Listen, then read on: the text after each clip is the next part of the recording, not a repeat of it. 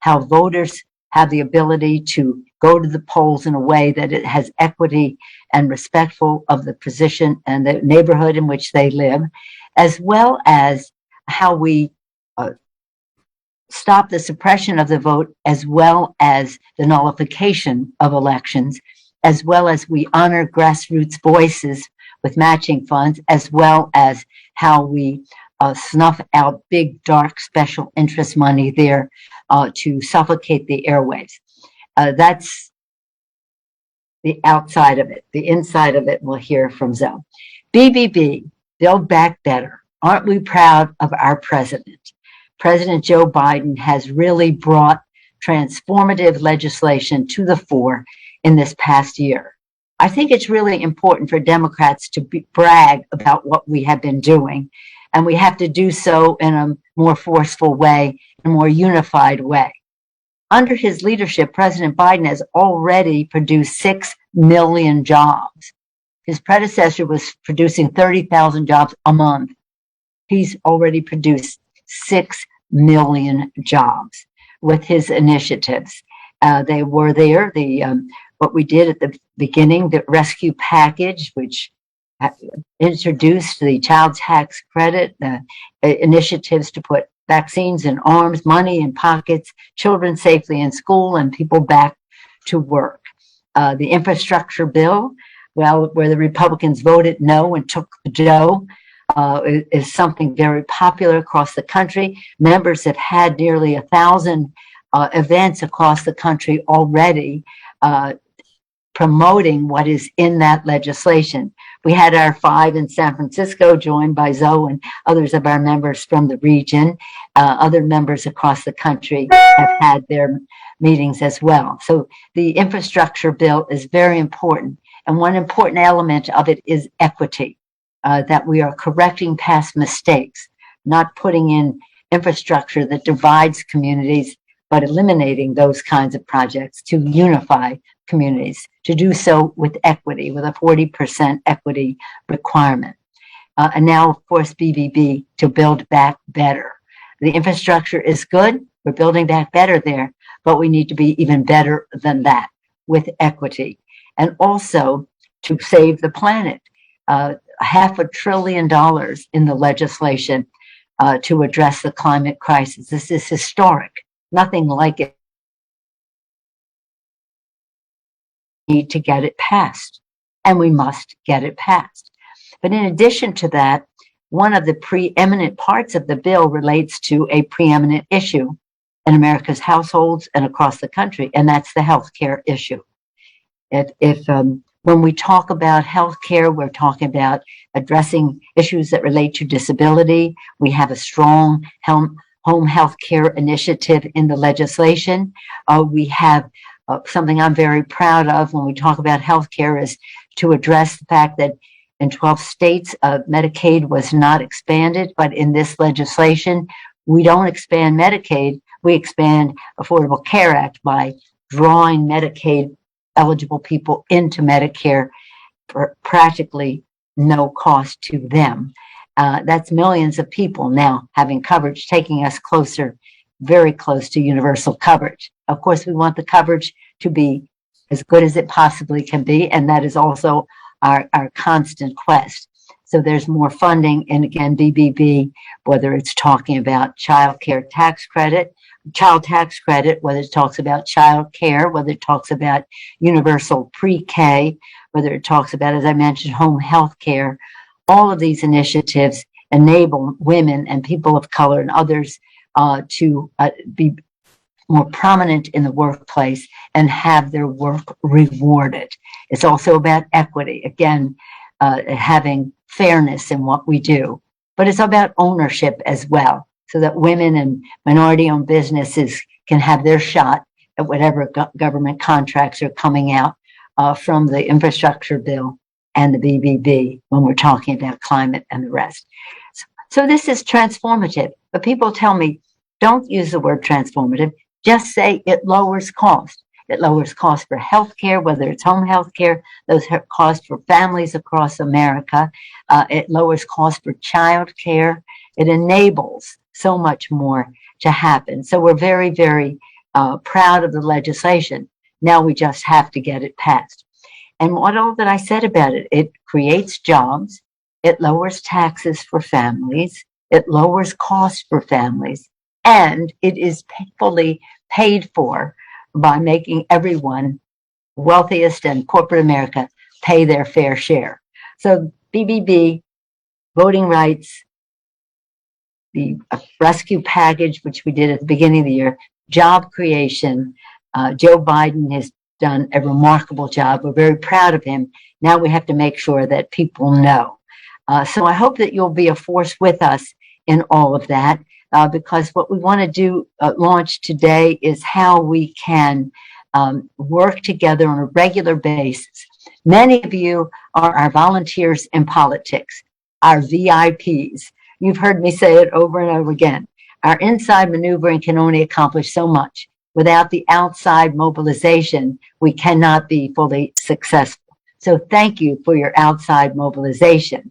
And now with that, go back to my motto.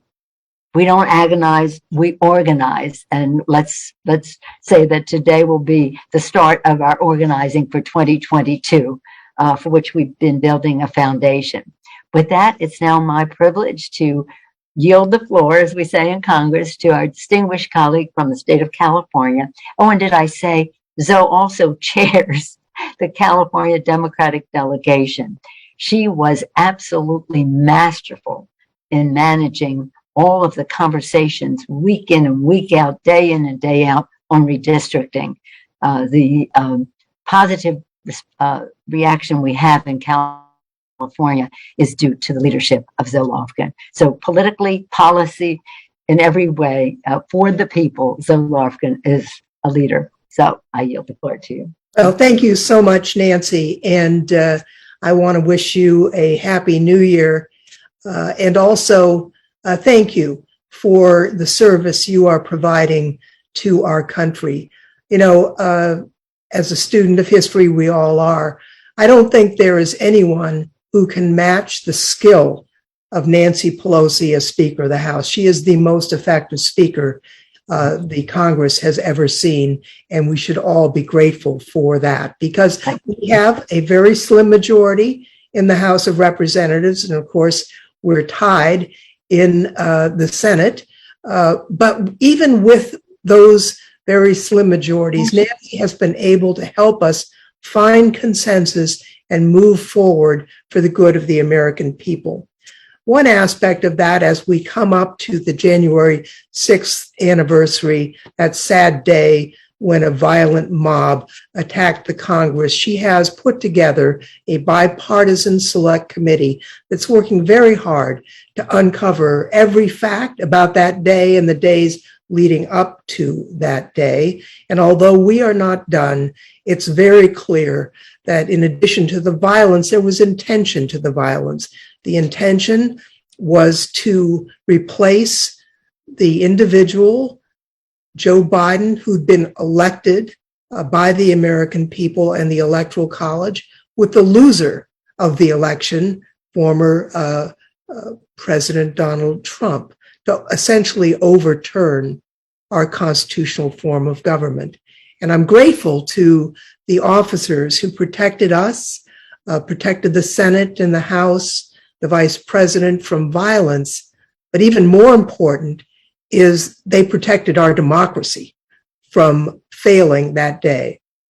Now, we will get to the bottom of everything that happened, but we already know there's things that we have to do to protect our democracy, and Nancy certainly touched upon them. You're well aware that we passed H.R. 1, the For the People Act, not once but twice in the House, a great bill that was marked up through the House Administration Committee with our jurisdiction on elections, as well as the John Lewis Voting Rights Act, where our election subcommittee headed by G.K. Butterfield had hearings all over the United States, and the Judiciary Committee, where I also serve, reported out that bill, and we sent that to the Senate. And since then, of course, because of their arcane rules, we have not seen progress. We have worked very closely, however, with the Senate, and we have a bill. It's being called the compromise bill that Senator Joe Manchin has endorsed, the Freedom to Vote Act. And I wanted to just go through some of the elements, because when you hear compromise, you might wonder, well, is this really going to provide the protection that our democracy needs? And although it's not everything I wanted to do, that was an H.R. 1, it is a very strong bill, and it will do the job in protecting the democracy that we all hold so dear. It provides for protection of voting rights, registration, as well as funding for compliance, early voting, voting by mail, and promoting voter access through voter modernization.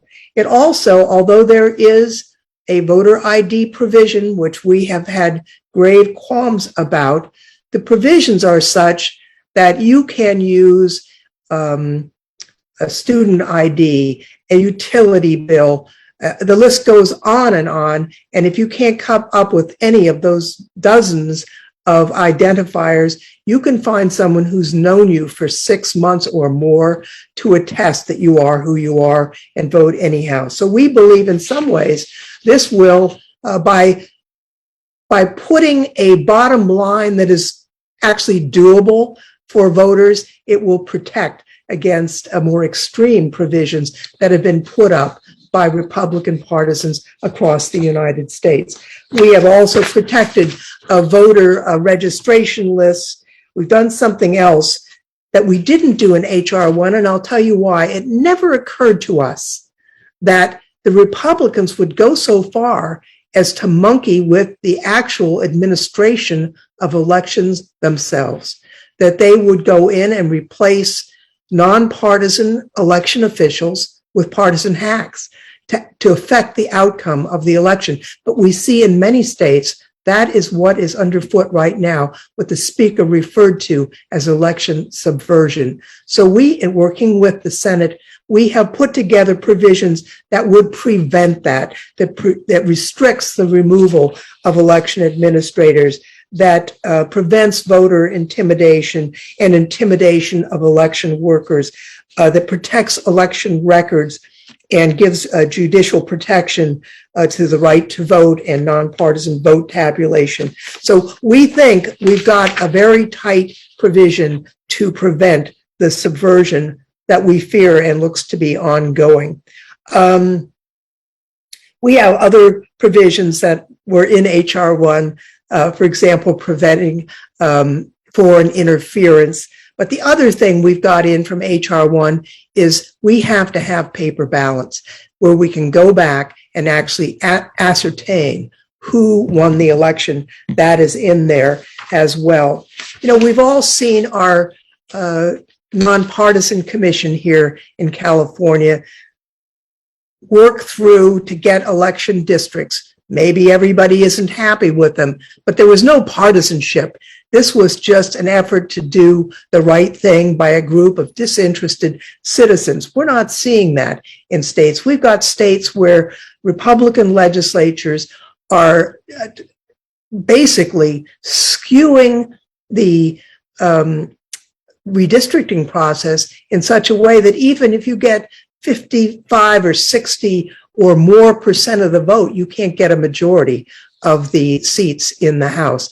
We have anti-gerrymandering provisions, not only in terms of the Voting Rights Act, but to prevent extreme partisan maps. When the Supreme Court last looked at it, they said, well, how would we know? How would we be able to monitor that? We are going to provide a formula so that all they need to do is apply the formula, and we have a right to do that under Article 1, Section 4 of the United States Constitution. We continue on with, as Nancy said, the Honest Ads Act and campaign transparency and fundraising. But we also know that if we do just that, we won't have protected our democracy. One of the things that our January 6th committee is looking at is possible reforms to the Electoral Count Act. Now, the Electoral Count Act was written in the 1800s. There are ambiguities, although it's very clear that what our colleagues tried to do to overturn the election was not permissible either by the Electoral Count Act or the 12th Amendment of the Constitution. But to protect ourselves in the future, we're looking at tightening up the language of the ECA. We haven't introduced the bill yet because we're still discussing the details. We're hoping to have a bipartisan bill on this, but essentially to prevent just one senator from throwing a chaos into the count by having at least 1/3 of each house object, and to defining what the objections can be, and to delineating protections in the judicial branch to prevent mischief such as being contemplated today. We are also working with our Senate counterparts to streamline the John Lewis Voting Rights Act, and I think we have some consensus on that. So having said that, how do we move forward? Senator Chuck Schumer issued a letter just today indicating that we need to proceed, that he intends to proceed on January 17th, and that the filibuster has been adjusted many times over the history of the United States. I don't believe that the Senate is in a position to eliminate, I don't think they're going to eliminate the filibuster, but adjustments have been made. And he quoted Senator, the late Senator Byrd, saying the dead hand of the past can't control the future. And of course, Senator Byrd took a lead in making some adjustments. So we're hopeful that that will be the case, because actually, if we don't protect voting rights, if we don't protect against the kind of un-American mischief to overturn elections in the future, nothing else we do will matter. And so I want to thank each of you, you VIPs, for stepping up to the bat to make sure that this most important thing gets the attention it needs. And hopefully we accomplish these bills to protect our beautiful democracy. So Happy New Year again. I look forward to working with all of you, and of course, our absolutely fabulous Speaker Pelosi. And I yield back, Speaker. Thank you very much, Zoe, for your presentation. I have a couple questions that have sprung from the chats here, but first I want to thank Cheryl and Hope for interpreting for us. Thank you so much. We're honored that you're with us today, and all those that you are communicating with. Two things. One is, and just to revisit, the question is, what will these bills do about all the laws that are being passed across the country to undermine the integrity of the vote, the sanctity of the vote, whether it's voter suppression or nullification of results, or punishing those who are there to oversee the elections and replace them with others. So if you could speak to that aspect, those aspects of the bill, I think it's very encouraging for people to hear. Well, if we can pass these bills, they will supersede the state actions that are taking place as to federal elections. Now, I'm just pulling up my Constitution of the United States, something that I keep with me at all times. Mm-hmm. Article 1, Section 4 says that the times, places, and manner of holding elections for senators and representatives shall be prescribed in each state by the legislature thereof. But here's the important next phrase. But the Congress may at any time by law make or alter such regulations.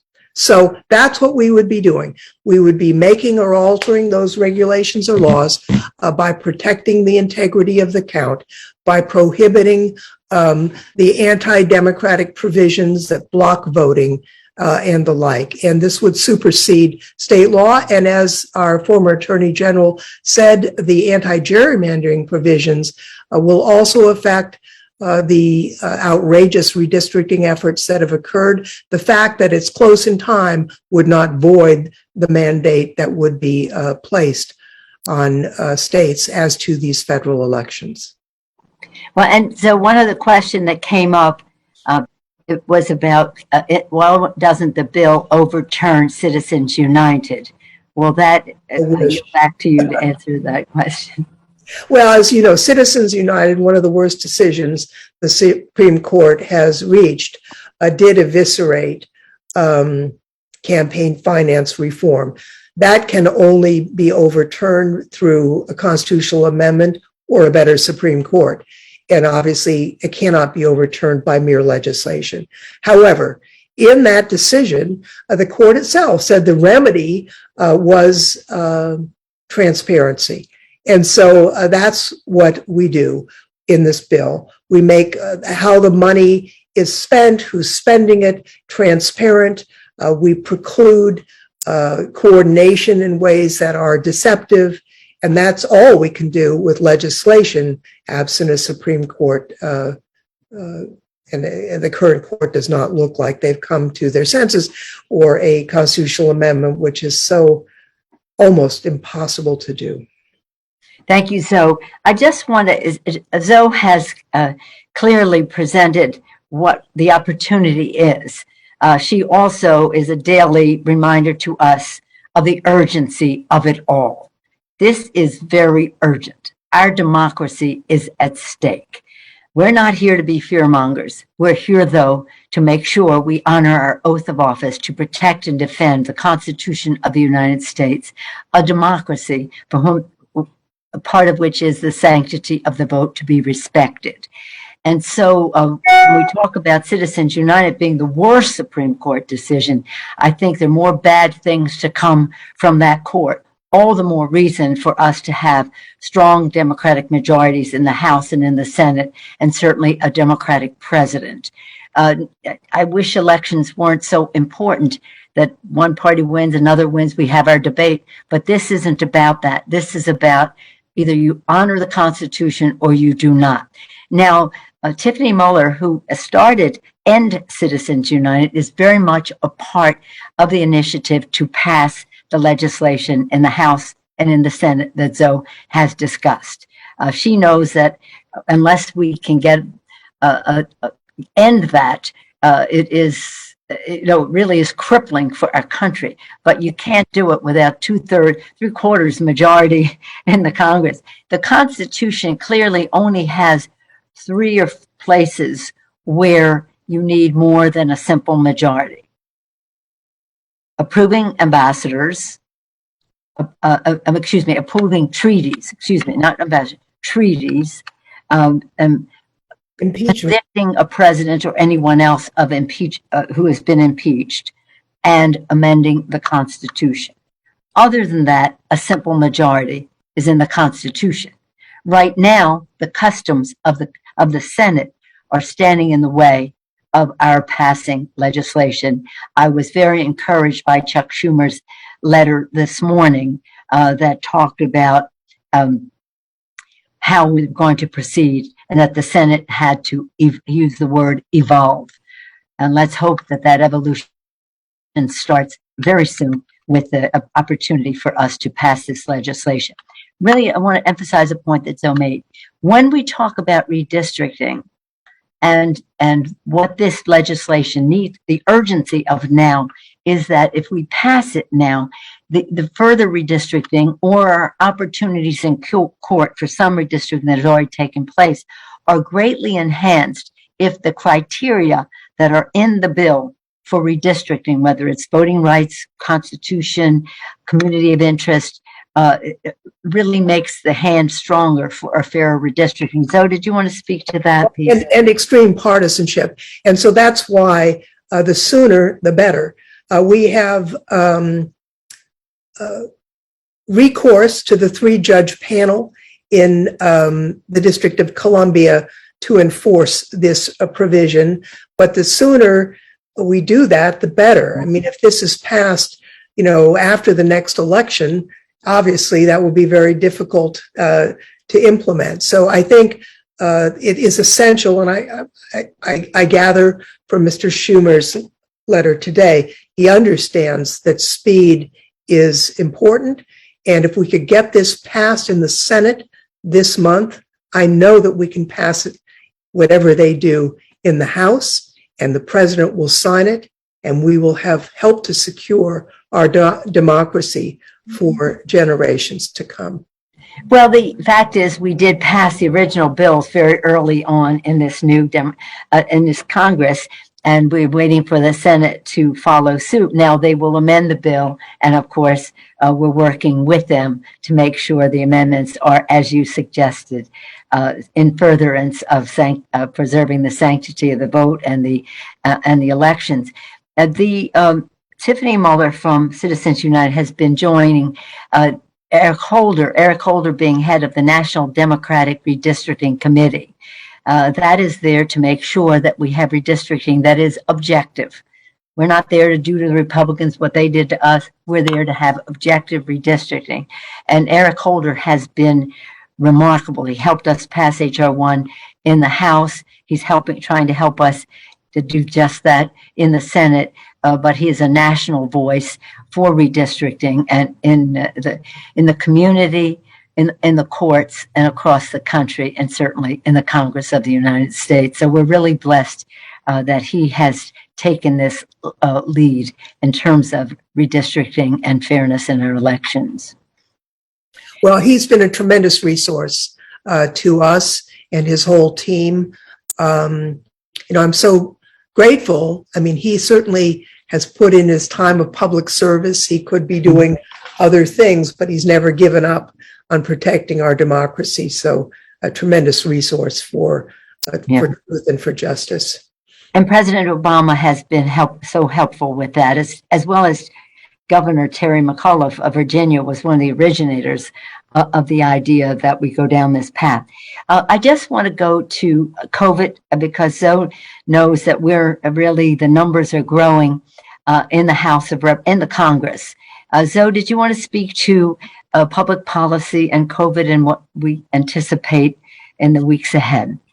Well, we have actually a testing site in the Congress for institutional employees, staff, as well as members of Congress to go in. Testing is essential, and if we find positive tests, we do contact tracing to try and make sure that we suppress this virus.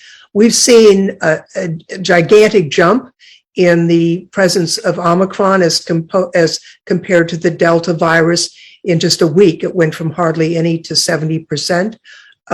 We have seen a rapid increase in the positivity tests. The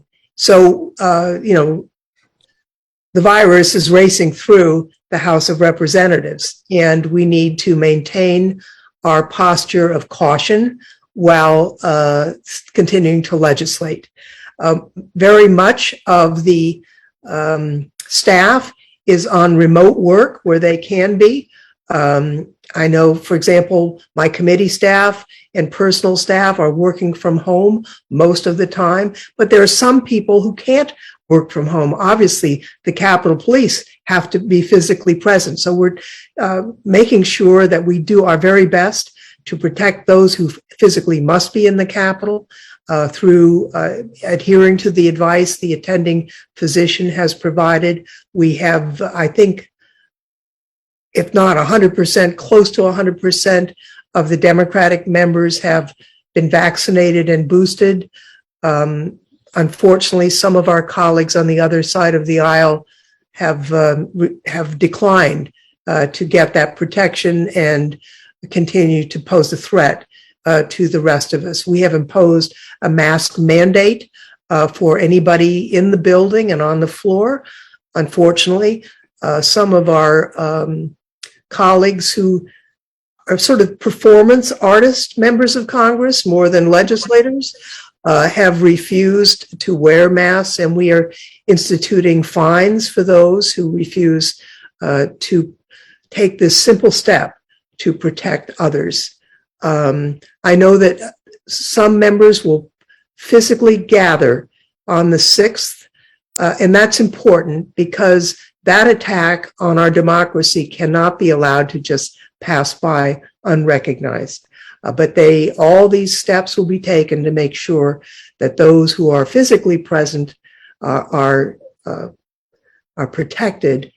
And I encourage everyone who can to participate virtually, and that is with virtue and virtually. Well, thank you. So I do want to commend President Biden for what he is doing, because he is insisting on testing, and we need to get more tests available. Today was first day back to school. Well, for my granddaughter Bella, in public school in San Francisco, and she had to be tested to go back to school. So I know all moms and dads and family members with children in school want them to be in school safely. So testing, testing, testing. We've been saying that for nearly 2 years, for 22 months. Testing, testing, testing across the country.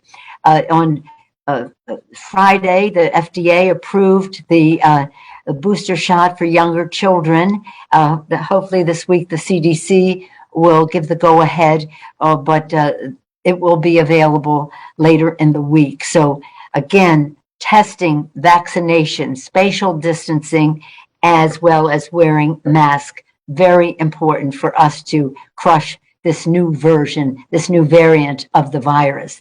But again, it is something that the more it is transmitted, the more it mutates.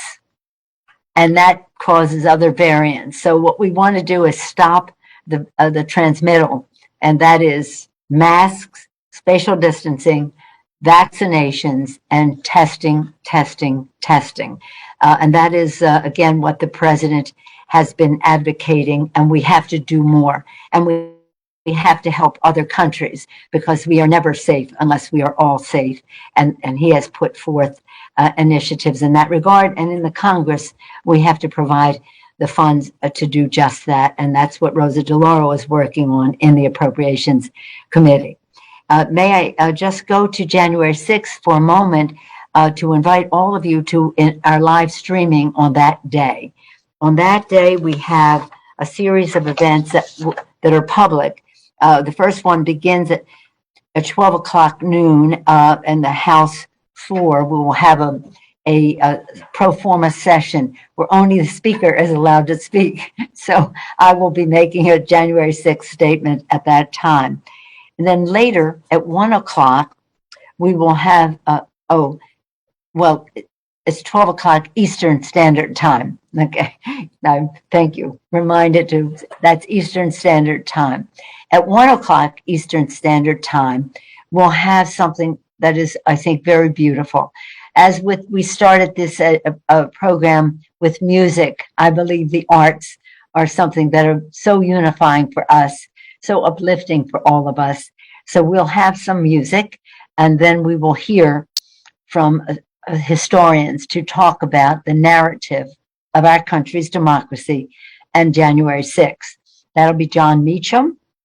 It will be Doris Kearns Goodwin, and that will be moderated by the Librarian of Congress. And so we're very honored with that, with what we'll have then. And following that, we will have testimonials from some of our members who were really very affected on January 6th by their proximity to the hoarding, the masses that were coming to harm the members of Congress, and we'll hear from them.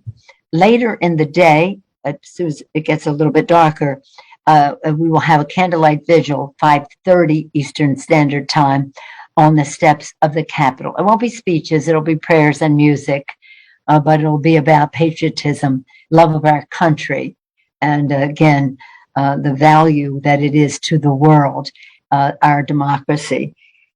And so that's what we have there.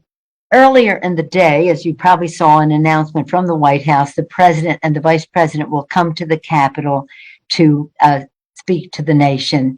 And that is a time that will be announced by them, but it will be before all of the things that I just mentioned. But what I mentioned, that will be nationally broadcast. What I mentioned will be live streamed, and we'll be in touch with you about how to access that. But it's going to be a lovely day, and I'm so honored that the historians have agreed to give us the narrative, put it in perspective for us. It's going to be a very special occasion. It's very sad. We must pass the legislation to protect our democracy. We must protect our Capitol and our Constitution so it doesn't happen again. And all of those presentations will be happening this week from the Capitol Police and the rest.